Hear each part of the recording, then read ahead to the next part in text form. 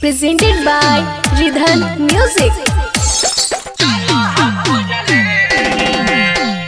Mixed by DJ Kundan Raj. Bholenath recording studio Banawar Bishanganj. अरे देखा हो हमारा ऐसे जैसे हियो कुछ भोगले रे। अरे देखा हो हमारा ऐसे जैसे हियो कुछ भोगले रे।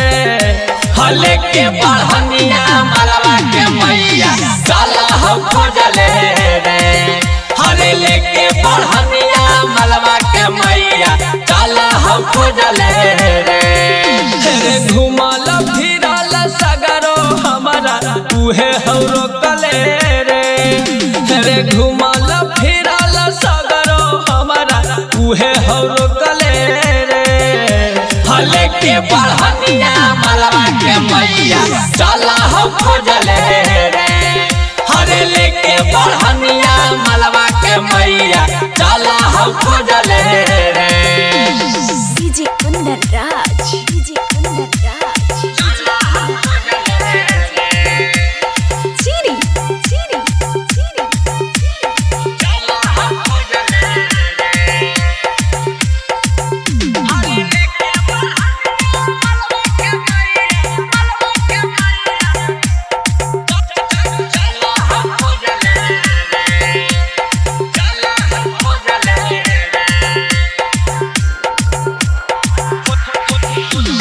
तनिको नहीं हमारा सबर रे। गेलिए मिले ओकरा घर रे। हरे मैया हलै ओकर जगल रे। लड़ गेलै हमसे नजर रे। लड़ गेलै हमसे नजर रे। लड़ गेलै हमसे नजर रे। हरे होलै नहीं तनिको सबर रे। गेलिए मिले ओकरा घर रे। ओकर मैया हलै जगल रे।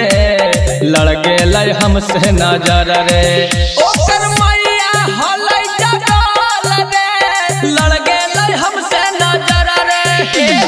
हमर है जैसन केतना छौरन के हकै उनो चले रे। अरे हमर है जैसन केतना छौरन के हकै नो चले रे। हले के बढ़निया मलवा के मैया चला हो खोजले रे। हरे लेके बढ़निया मलवा के मैया चला हो खोजले रे। DJ Kundan Raj. DJ Kundan Raj. Chiri.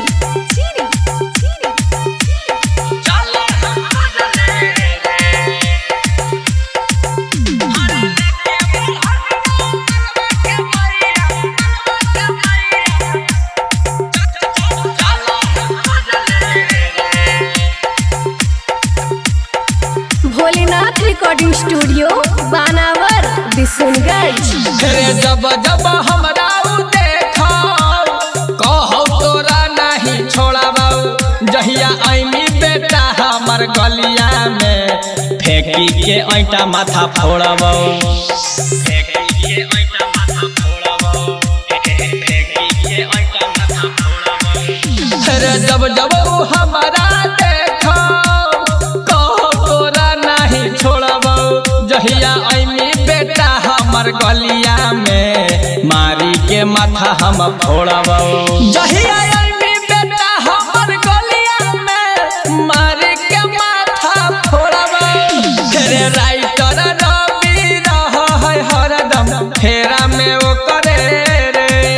हरे कुंदन बिहारी रह हरदम फेरा में वो करे रे। हले के बढ़निया मलवा के मैया चला हो खोजले रे। हरे लेके बढ़निया मलवा के मैया चला हो खोजले रे। Bholenath recording studio Banawar Bishanganj.